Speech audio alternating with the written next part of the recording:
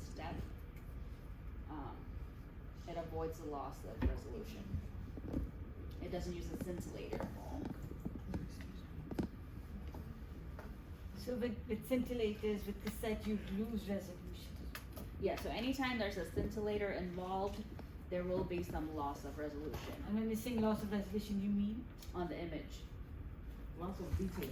Stuff like that. So, Can I make it higher? can I ask you a question? Yes, you can. It's ready to ask you. It's on your, diagram. Good. Mm-hmm. Explain the diagram from beginning to end. Beginning to end. All right, I will try. So, on the top, we see the x-rays are coming in. We have our layer of, what is that? Amorphocilium. So once our exposure begins, x-rays are absorbed by our amorphocilium layer. And what's created? The charges. Electrical charges are created. These charges migrate towards our TFT array, okay?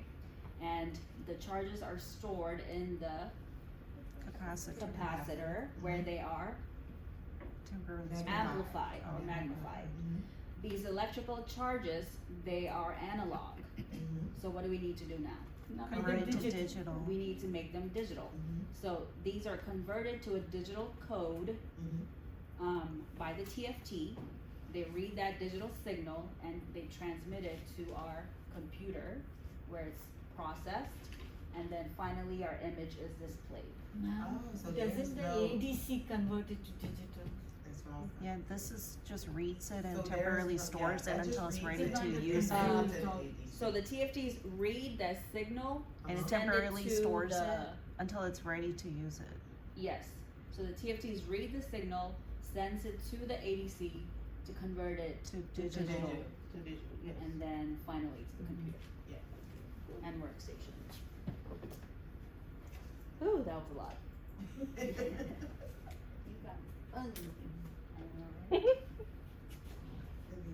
So this diagram basically just summarizes everything that I said. Please don't make me repeat it. Say it again. That's the word. So all of this is under the umbrella of what? Digital. Digital.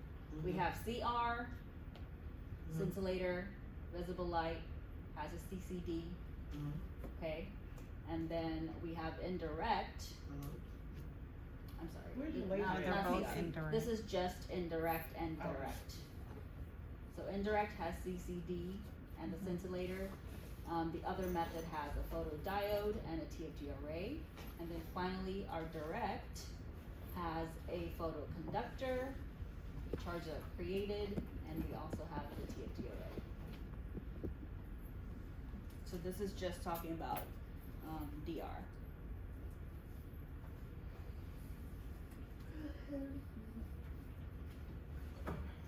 Alright, now we're switching things up. We're going to talk about image acquisition and what exactly happens a little bit more in detail. So, what is a histogram?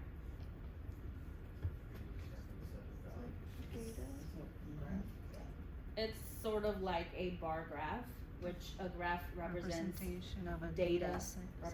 representation of a data set. So the x-axis represents the amount of exposure, and the y-axis represents the incidence of pixels for each exposure levels. And so this is done by the computer. It's not done by a human because it's complex math. Basically, the computer does processing algorithms. Algorithms meaning complicated math calculations. And what it does is every image that you take, it has a histogram. It creates a histogram, and it compares it to other histograms that are stored, and it says, okay, how do I create this image now?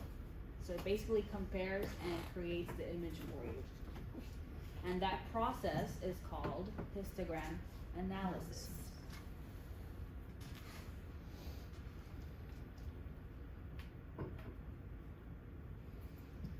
Okay, so with digital radiography, we have something called sampling.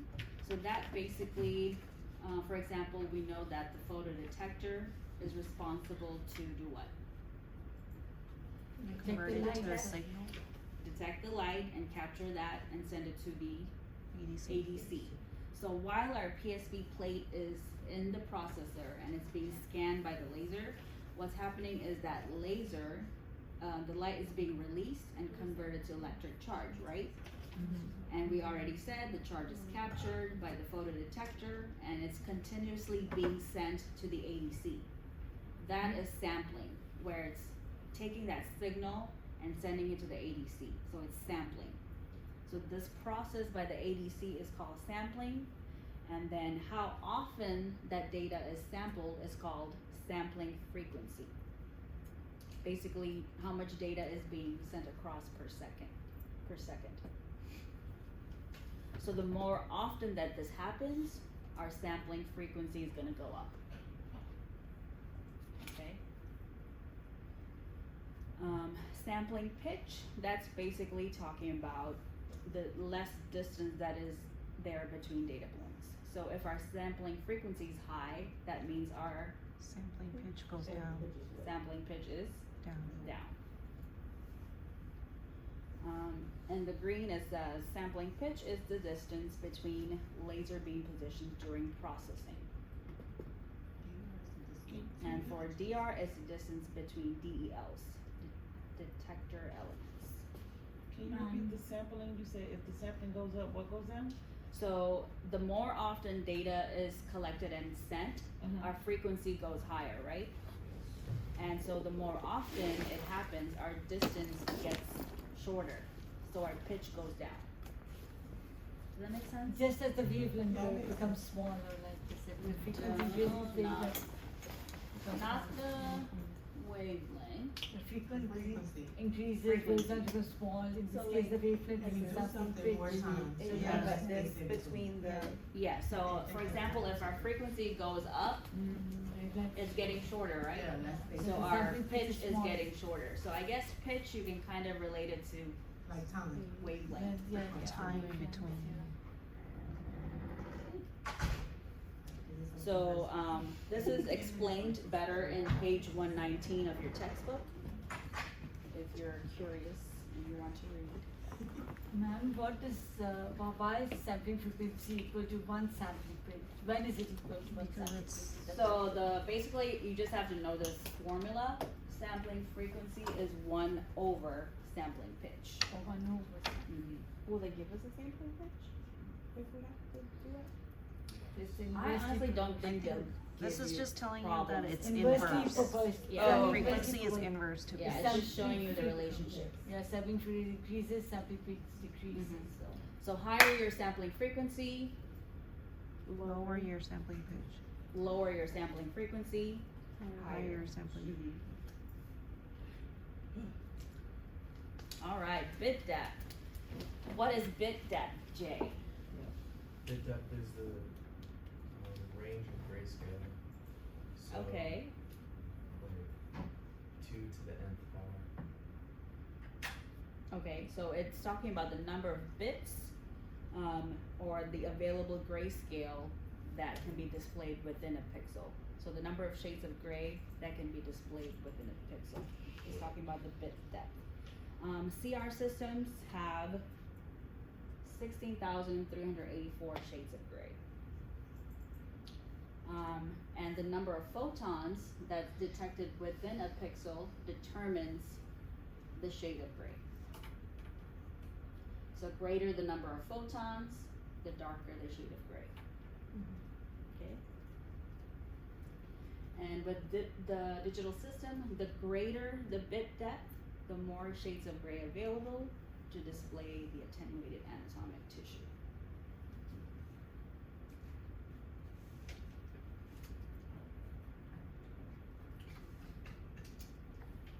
Alright, we all know what dynamic range is. John's? The range of exposure intensity by I like the what ministries of He creative just said energy. I was Flat trying out. to have you say it in your own words, so thank you. So, is dynamic range a good thing or a bad thing? Good. It's a good thing. DR has a wide dynamic range, which means what? it can detect exposures that are low or high and still produce an optimal image. That's correct. So DR has a wide dynamic range, meaning it can detect very low exposures and very high exposures as well. And exposure latitude is the range within the dynamic Dynamic range. range. So basically the range that it can use to give us a good image, an acceptable image. Because, Angelica, what did I say dynamic range means? The value of something? No, it's basically the range of intensities that can be detected. So just because a DR system can detect very, very tiny intensities, that doesn't mean we want to use it, right? Because it may not show up great on our image.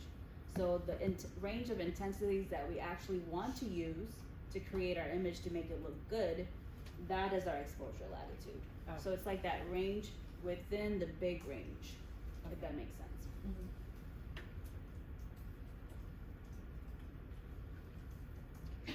Alright, so is there a difference between our workstations and the radiologist workstations? Yes. Yes, there Yours is. is cheap and theirs is expensive. That's right. You're not wrong. That's She said correct. ours is cheap, okay, Yeah, good. And they're expensive because they're better. They're better resolution, better that's correct. resolution, better So for our brightness. workstation, there's really not much guidelines, but for a radiologist, it has to be of a certain standard. So ours are called secondary display, theirs is primary display. Even And- those are sticks we use first, right? Yes, even though ours, we are able to see the x-ray image, that doesn't mean that we may be primary. able to diagnose on that screen. So just know, these terms in red, candela is a SI base unit used to measure the intensity of light, easy to remember, candle. Luminescence resolution, that's referring to the system's gray scale. You want to have at least an 8-bit luminance resolution. Veiling glare, that is causing a loss of contrast resolution, which we don't want. So minimum veiling glare, and then, have y'all seen a reading room? Yeah. Is it Yeah. light or dark in there? It's dark. It's Dark, dark. because they don't want any light source from the surrounding environment that can affect the way that they interpret those images. So minimum reflections from light sources. So, does veiling glare come from the ambient light source? No, I think veiling glare has to do with the actual screen itself. Okay. Like if it messes up. Mm-hmm.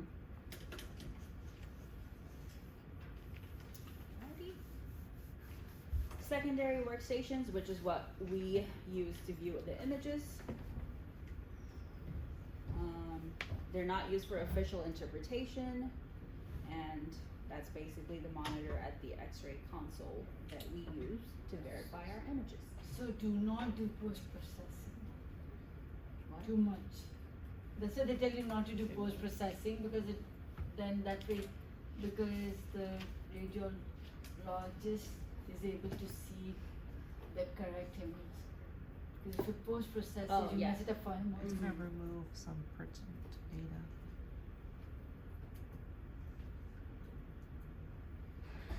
Alright, so what's the difference between pre-processing and post-processing? Because before you take the image and post-processing after you take the image. Okay, so who controls the pre-processing? Computer. The computer does. because We we're a only computer. control the post-processing, which Paracel Tech love to do. But when you're pre-processing and we are putting in the data. No, pre-processing is strictly talking about what the computer is doing in order for us to be able to see the image. Okay. Post-processing is what we do, the cropping, the annotation, flipping, all of that.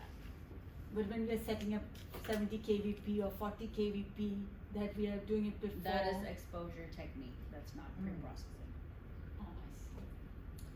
Oh, Alright, so these are some of the things associated with pre-processing, such as ADC. When it samples, that's a type of pre-processing. Quantization, the computer mathematical problems. Automatic rescaling, flat field correction, dead pixel correction, all of that is done by the computer, not us, right? Right. And then histogram analysis, also done by the computer. So all of these fall under pre-processing, so just know those.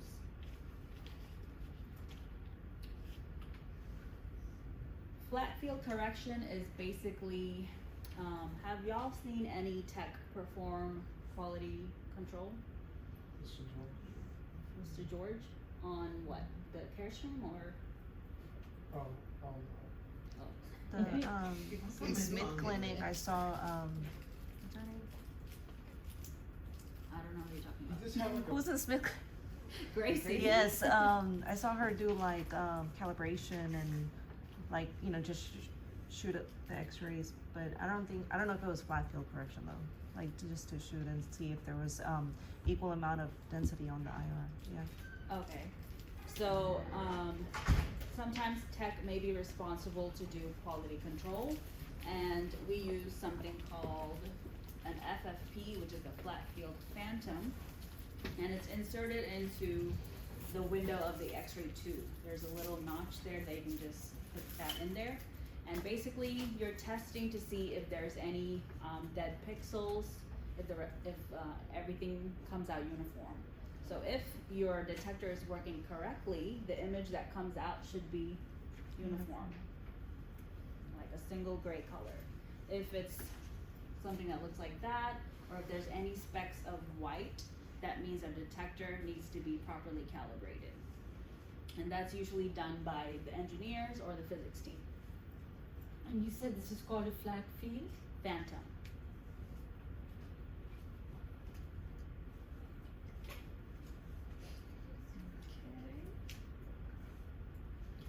Alright, so all of these are post-processing, which means we can control these. So make sure you take a look at box 10.1 on page 120. It has all of the definitions for all of these terms.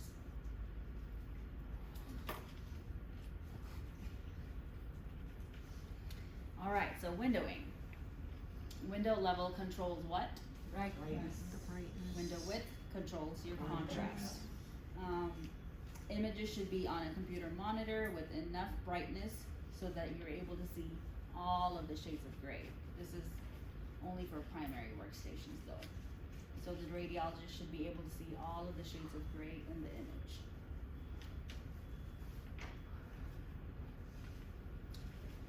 Region of interest, also known as ROI.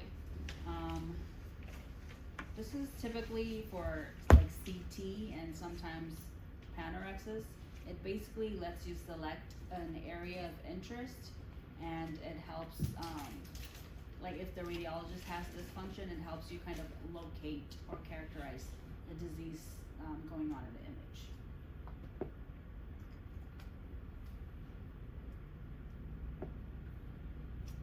We all should be familiar with this, right? Electronic cropping or masking, that's basically fixing the field of view after the image has already been processed. It's not a substitute for actual collimation, so it doesn't really reduce your scatter or reduce patient dose. But sometimes it can improve the contrast in the image. Cause I'm sure you've seen it on the CAD streams, the image comes out, it's probably a little too open and the tech crops it, and then you see the image kind of look better with the contrast.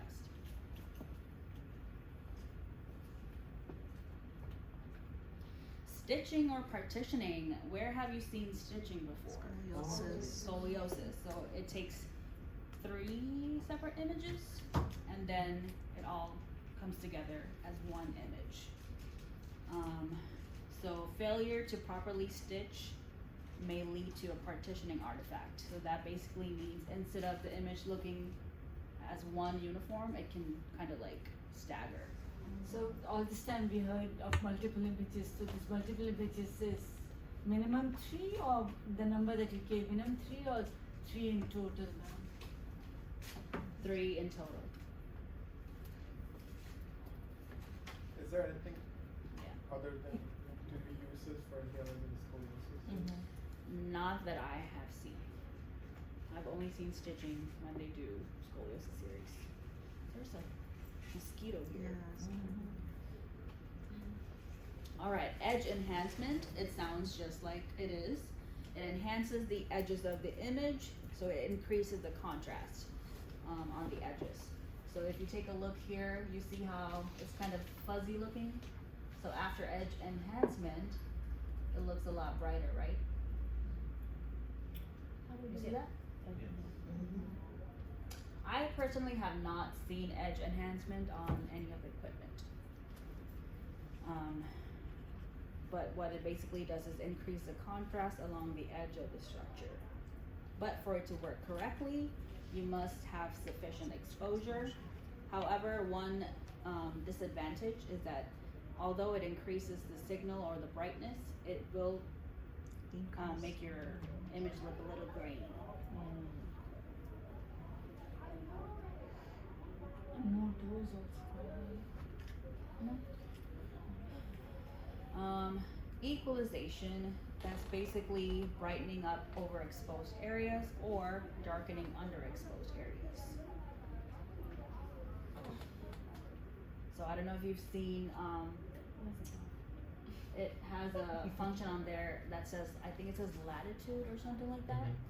So basically that lets you, if it's overexposed, it kind of lets you brighten it up, and if it's too dark, it helps you lighten the image. Smoothing sounds like it does what? Smooths up the image. So if there's noise on your image, it kind of gets rid of that and makes it look more smooth.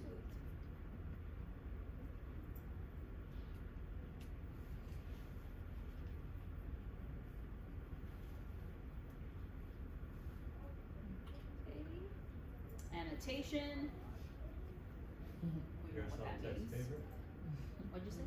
Harris Health text favorite? Yes. It allows text to be added to your image. So markers, extension, flexion, whatever you want to put on there. And obviously should not be used in place of our markers.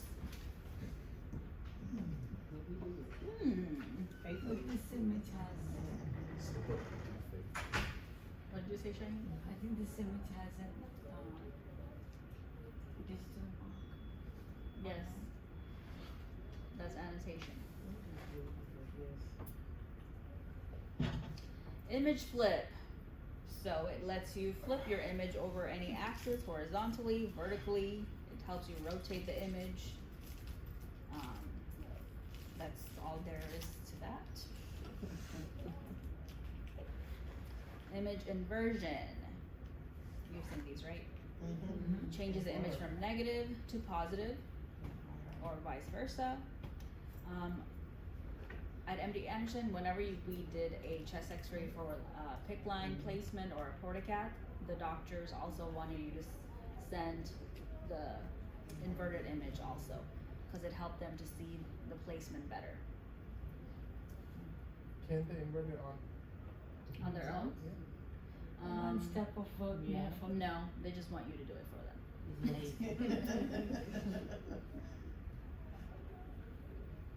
Magnification, most of the time is used in surgery to help you visualize areas better and to see fine details.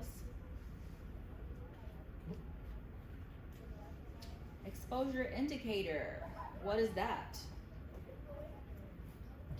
EI number. How much the image receptor is being Yeah, so it's overexposed used or in digital underexposed. imaging to indicate the level of radiation exposure. Some machines give you the S value, some machines is gonna say EI. So it lets you know if your images have been over or underexposed. So ma'am, did you say S value and EI mean the same thing? It's for the same, It doesn't mean the same thing. Some machines give you the S value to tell you whether it has been over or underexposed. Some machines will give you an EI number. Do you guys know what the S stands for in S value? Wasn't it oh, Special? I was gonna say saturation. sensitivity. Oh, yeah, Sensitivity. sensitivity. Learned something new today, right? So, S values are typically used by Fuji, Philips, and Konica. And S values are inversely related to the exposure of the plate. What does that mean? Increases the. When the S value is high, the exposure is low. When the S value is low, the That's exposure is correct. high. So if your S value is really, really high, that means the image has been Underexposed. underexposed. If your S value is really low, the image has been overexposed. Overexposed. With EI numbers, they're directly related to your exposure. So these are used by Carestream, Philips, and Kodak. What? Have we ever worked with Kodiak. No. And then this one, I don't even know what that is. I've never heard of that. I guess it's a brand. They use LGM, which stands for log mean. Yeah, because Agfa it's a company that produce cameras, film rolls, Agfa rolls. Oh, I didn't know that, Shaheen. Thank you. Yeah. So I guess they produce X-ray equipment too. So optimal ranges are vendor specific. Reagan, you okay? You're very quiet. All right. So DAP. What is DAP? Exposure to the Those patient. areas. Those area product exposure to the patient. You typically see this with your Carestream machines. It will give you a DAP at the bottom right. Basically the measure of exposure in air, and it helps to estimate the absorbed dose to the patient. And the units for those are centigrade times meters squared. Here's milliliters. Can you go back, please? Thank you. It's mg. CGY times M squared. Times M squared. That's kind of confusing. You just have to know that. You're not going to do any calculations. No, I'm saying I think it's mgy for new ones because I write down the dose for the doctor after fluoro, and I've been running mgy. That's what For it's the doing. DAP? That's No, I think that's that's centigrade. a different exposure. This total dose is mgy, and total DAP is mgy something squared. Oh, okay. Take a picture of that next time. That's someone that kicked out of school. All right. Modulation transfer function Resolution. stands for MTF. And why do we care about this? For spatial That's resolution. Spatial resolution. What about spatial resolution? It determines how Okay. So it's basically the measuring of the ability of the system to preserve signal contrast. A method of describing spatial resolution in digital systems. And there's two measures of spatial resolution, LSR and MTF. LSR stands for limiting spatial resolution, which is what? How Ability many- of the detector to resolve small structures. And then with digital systems, the main thing that influences contrast is our lookup table, what is lookup table? The It's histogram just uses the It's lookup a type table. of histogram or a graph specifically for assigning shades of gray and intensities. To specific amount. More of a thing that's such type of values on which the histogram is made, ma'am, It's grayscale. if I'm not mistaken. The VOI is it's a list of, VOI is the values, but lookup table is, the lookup table where you look up the VOI to make the histogram.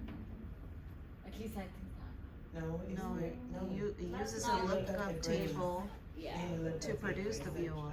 It's the, yeah.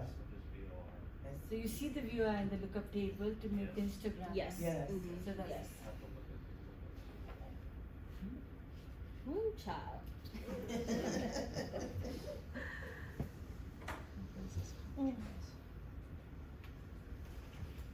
PACS stands for Picture archiving Picture Archiving Communication Systems, where are images stored? In PACS, yes. What type of PACS does Harris Health use? I forgot the name. Synapse. Synapse, yes. Yeah, that one. So anytime you guys bring me your session numbers, I go to Synapse, which is Wait, the there's different name ones? of the packs that we, huh? There's different ones? There's different types of pack systems. I didn't know that. Yeah. So basically, PACS is a secure electronic network that's used to transmit, exchange, display, and store patient images and data.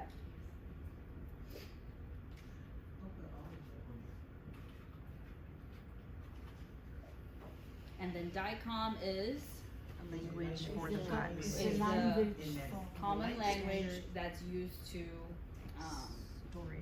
store images, transmit images, retrieve, print, process, and display images.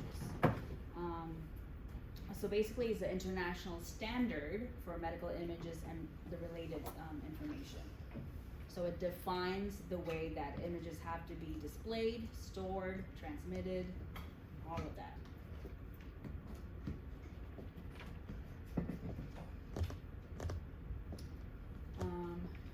So for PACS, the images have to be in a digital format to exist securely. CT, MRI, nuclear medicine, and ultrasound create digital images by default. Before, radiography used to be film screen, but nowadays everything has pretty much moved to digital as well. No more films.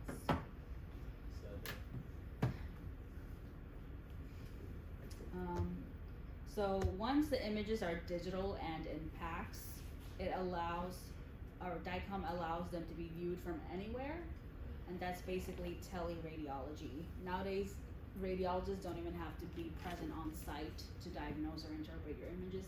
They could be anywhere in the world and still be able to. Teleradiology can be referred to as DICOM, because when I was trying to give reference for your homework, I was wondering if I should put this portion, because it's trying to say that it's done by internet.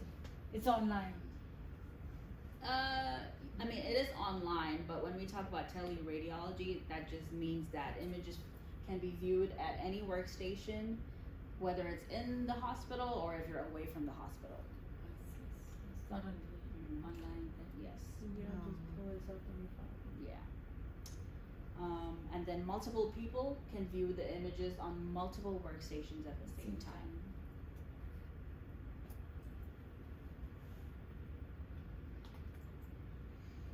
RIS is basically radiology information system that is going to hold all of your patient information, their appointments, what they have going on next month, all of their history, medications, allergies, everything is stored in radiology information system. We use it to track imaging orders, bill for exams, schedule patients for exams, and then Harris Health, what type of RIS do we use? Epic Radiant. The most epic words. Alright. That's some breasts. Mammogram. So. That's some breasts, not the balls, the breasts. So primary display monitors, You might have heard. they have to have, where's my primary? Right here. So, for the radiologist, it has to be at least a 2 MP. MP stands for megapixels. For us, with our secondary, a 1 MP is sufficient.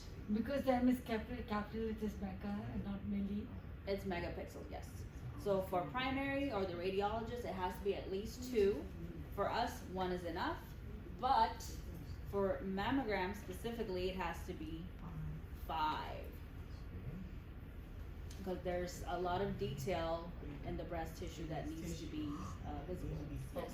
Yes. Do radiologists like specialize in different stuff like mammo, CT, MRI, or like one radiologist has to know everything? To my knowledge, I believe they can specialize. What do you think, Kiana? Oh, it's right. Like radiologists, are they supposed to know how to read any images in any modality, or can they? Do for For mammography, there's a separate certification, so you have to go back to school to read mammography. Oh, it's raining. Oh. And also, if I'm not mistaken, PET scans, PET studies. It's a separate certification, so you do I have to hate go when it back rains to over school. here. It floods. So it's like a. So radiologists can specialize, cause you'll find some radiologists that will specialize in MSK.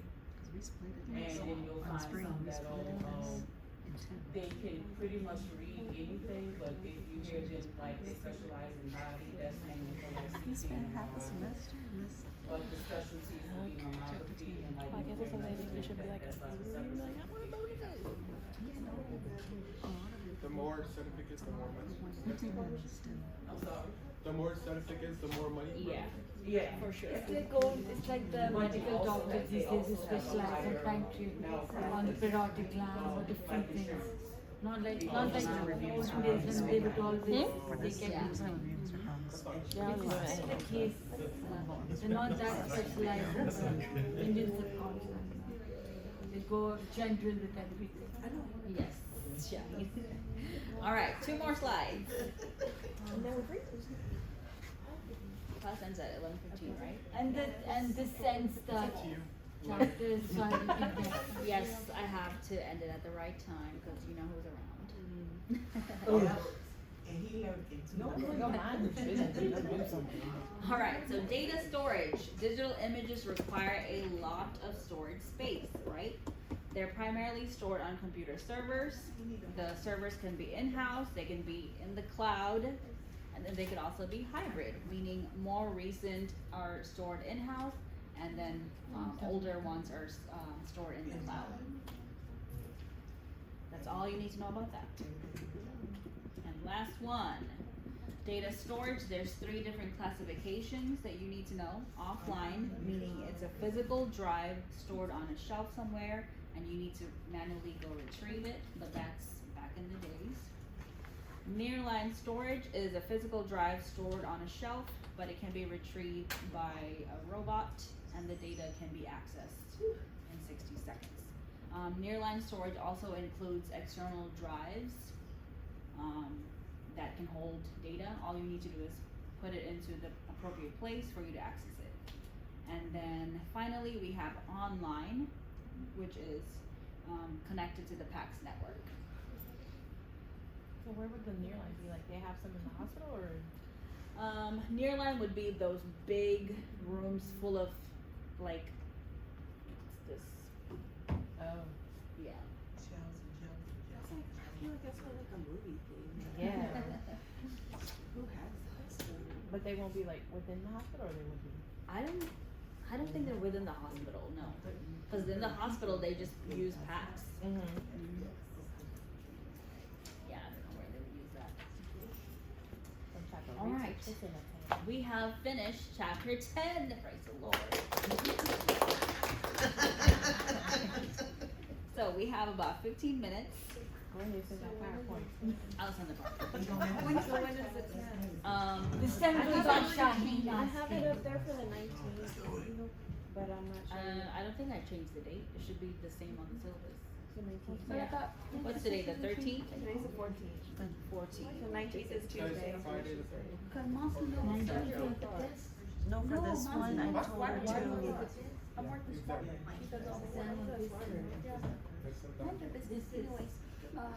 What's the problem? Because I thought you were gonna change the date, which was